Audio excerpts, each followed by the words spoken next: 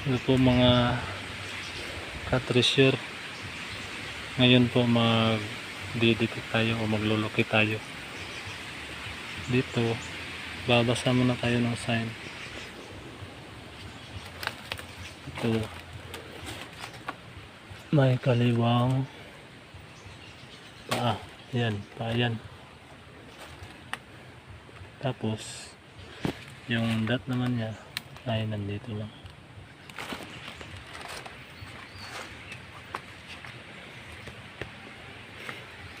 Doon siya nakaharap. Pero yung dot niya, ito ay ating susundin. So doon tayo papunta. Tara, tuwirin natin yung dot.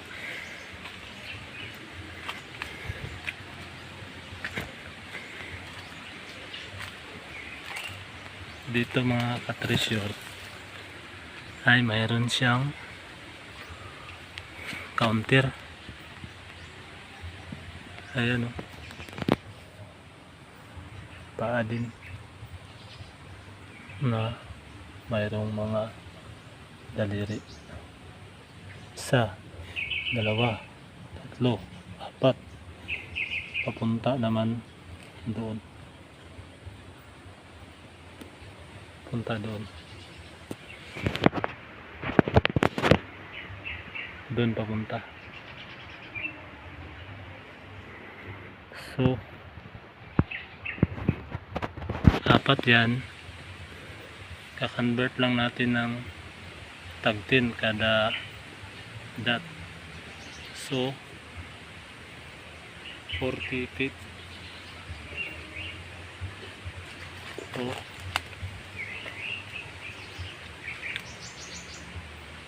4 meters. Bang lang tayo. 1, 2, 3, 4.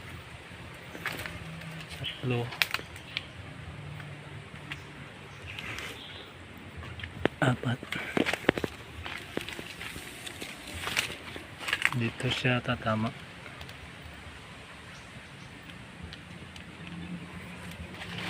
Sa 4 meters. Galing doon sa paa sa 4 meters ay mayroong counter. Yan o, maliit na puso. Sikrito daw, maliit na sikrito. Ito yung dot. Saka yung nagtuturo sa posibleng pinaglagyan ay ito. Yan o, pinat na bato.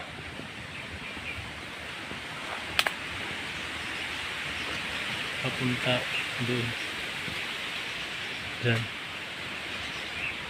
So dyan tayo ngayon maglulukit. Gamit itong locator natin mga ka-treasure.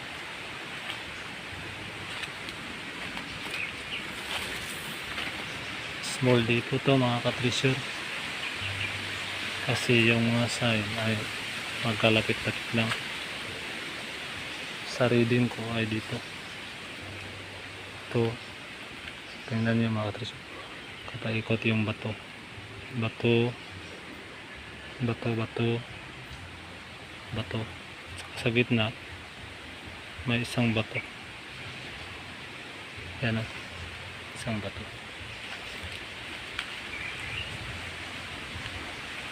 Dito tayo ngayon maglulukit kung saan niya ituro. Saka pala yung locator natin ay ginto lang yung nadidetect.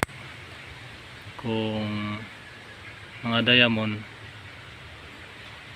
ay hindi na niya masasagap. Subukan natin mga ka-treasure.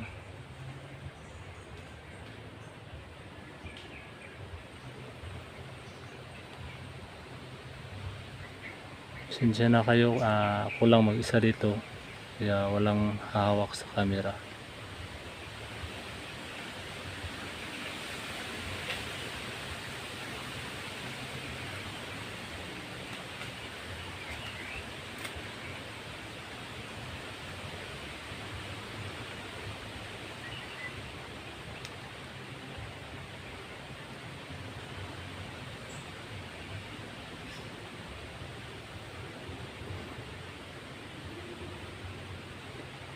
Manipis ang sagap nito kasi 18 kHz lang yung frequency niya.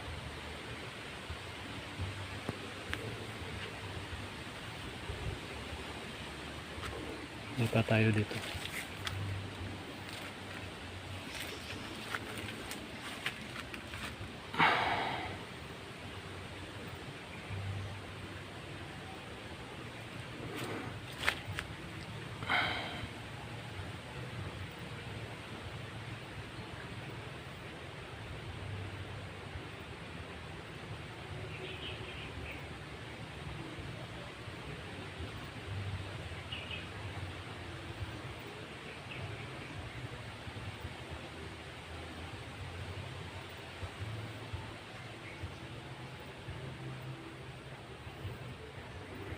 May hila siya dito mga treasure. Pag gumalaw siya ng konti doon, yan, ibig sabihin may hila dito kasi hindi naman ito sasagap ng malakas. Hindi ito tulad ng ibang locator na malakas ang sagap. Dito naman tayo pupwisto.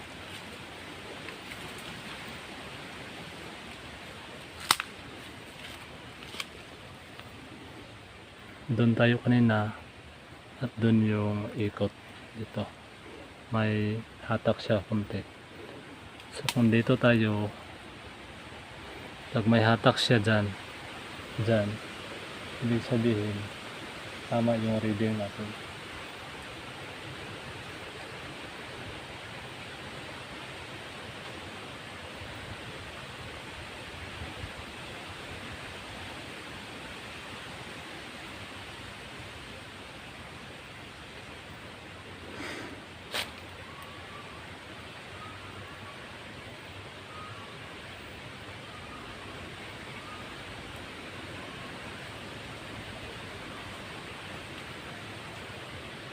May hatak talaga mga kapits dito. So doon naman tayo kanina, tapos doon dito i-cross check lang natin. Doon naman tayo pipisto ngayon.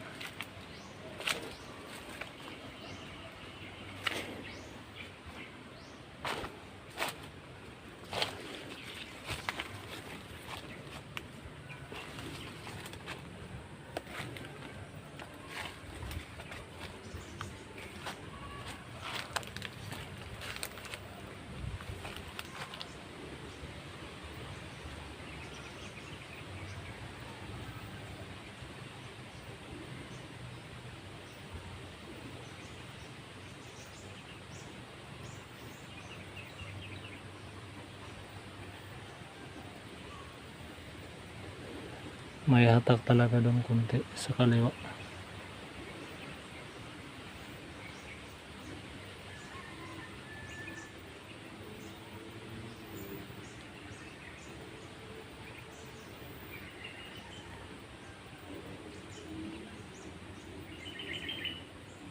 Yan o.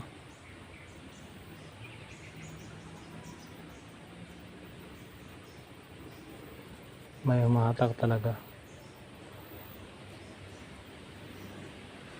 Ito yun mga ka-treasure.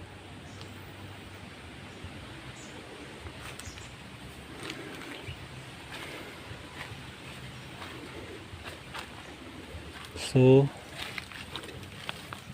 tama to ngayon. Reading natin. Ito yung arrowhead na kinat. Tapos, mayroon siyang butas dito.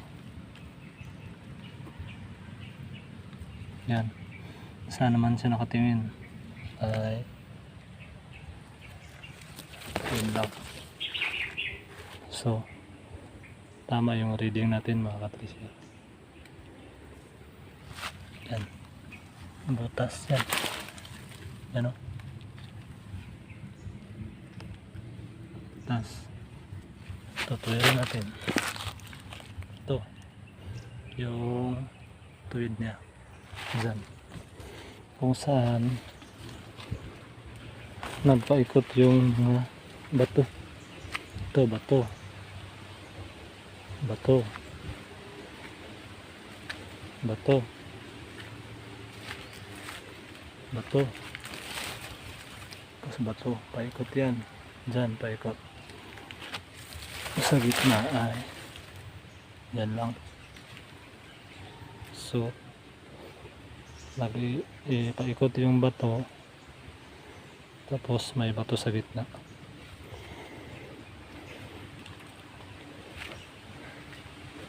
Yan lang mga ka-treasure.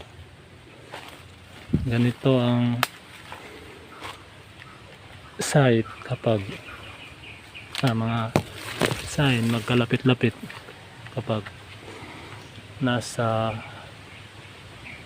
malapit ka na sa pinaglagyan. Ganito pag small depot, pero kung malakihan ay malalayo talaga yung mga sign. Yan lang mga ka-treasure. Sana may natutunan kayo sa aking mga videos. Salamat po. Huwag niyo pong kalimutang mag-subscribe at mag-like sa aking mga video para maging updated kayo sa mga i-upload ko po.